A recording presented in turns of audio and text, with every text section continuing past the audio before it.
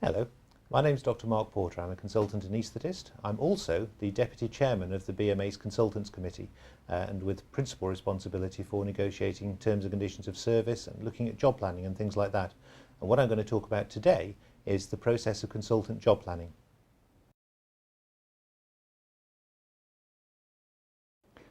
A job plan is a fairly simple concept. Really all it is a description of what it is that you're going to do over the next year or so and what your employer needs to put in place to allow you to do it.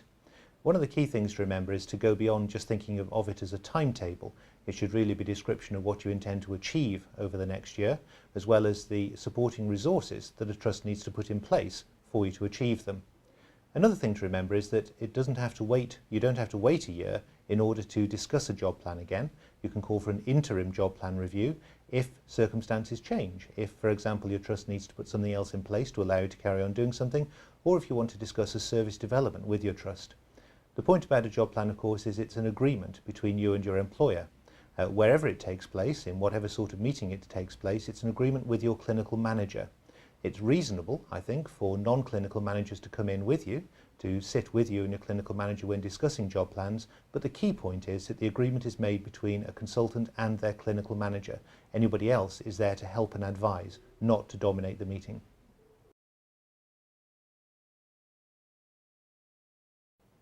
In preparing for job planning, what we need to do is to collect information and reflect on it.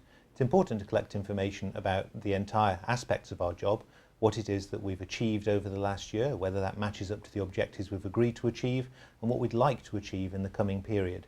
It's important to reflect on the outcomes of any activities that we've done, and perhaps the amount of time it's taken. Sometimes it is important to discuss the time that we've taken to do our jobs and the workload that's on us, and keeping a workload diary, such as the one that the BMA publishes on its website, can be particularly useful to bring to a job plan meeting.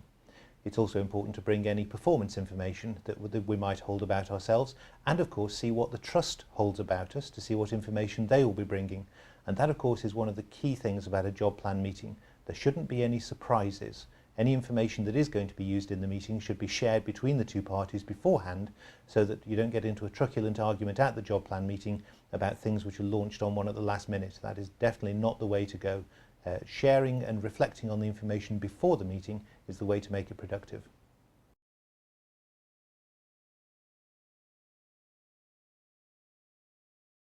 I've seen a lot of problems to effective job planning, a lot of things that get in the way, a lot of obstacles. And first and foremost amongst the obstacles is either side not understanding what the process is about, just assuming that you can go in and wing it without really knowing very much about job planning, because after all that's what we do all the time, isn't it? And it's not true. It is important, I think, for both sides to read some guidance, to understand what the process is meant to be about, and to understand that although it's a largely informal process, there are some rules surrounding it, and one really needs to know those rules. It's very important also to understand that there are two sides to an agreement.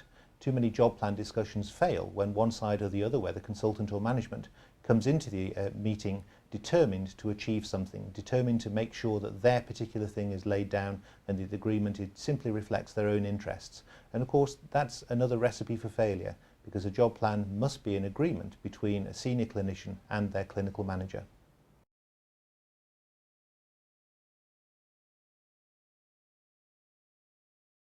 Too many job plan meetings can fail because of an undue focus on the timetable. It's not really supposed to be purely about the timetable, about the schedule of activities, because if you focus on that, what you're not focusing on is what it is the consultant sets out to achieve in their work, but simply on whether they turn up on one particular morning or not. And it's very possible for a job plan meeting to get into a sterile argument about the hours of work. It's not supposed to support clocking in and clocking out. We're supposed to be talking about professional work here. It's important in thinking about professional work to bring in the objectives that we've agreed to achieve and that we hope to achieve and what we've actually done. Looking at the outcomes of objectives is particularly important, and that's where job plan meetings can often lose out. They can often fail to look at what it is consultants set out to do in the narrow focus on the hours of work that they have.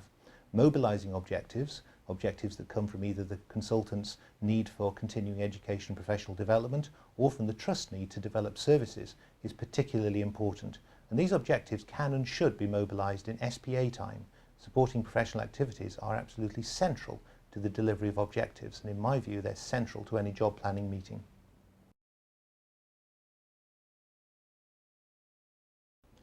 Supporting professional activities are a central part of the job plan. It's work that you agree to do, and it's work that you agree to be paid for.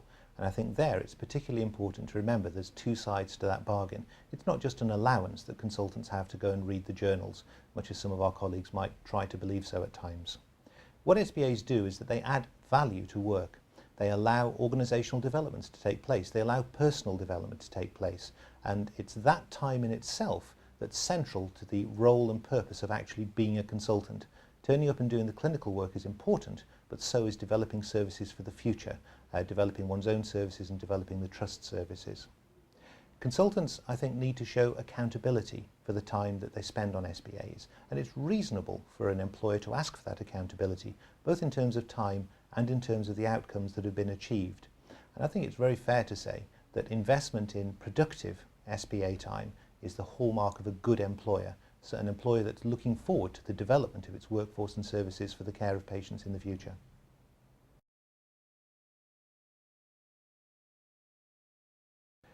The British Medical Association offers a lot of advice and guidance to members who are undertaking consultant job planning. Going to the BMA website will give you access to a lot of resources and a lot of information and guidance about job planning itself. And of course we also organise a network of local negotiating committees in every trust up and down the country. And accessing, what they will do is talk with local employers about the processes of job planning, and it's possible to give consultants advice on how job planning works in their particular trust as well. Phoning Ask BMA is an invaluable source of advice because they will be able to deal with many of the questions that people might want to put about the rules appertaining to job planning and about terms and conditions themselves.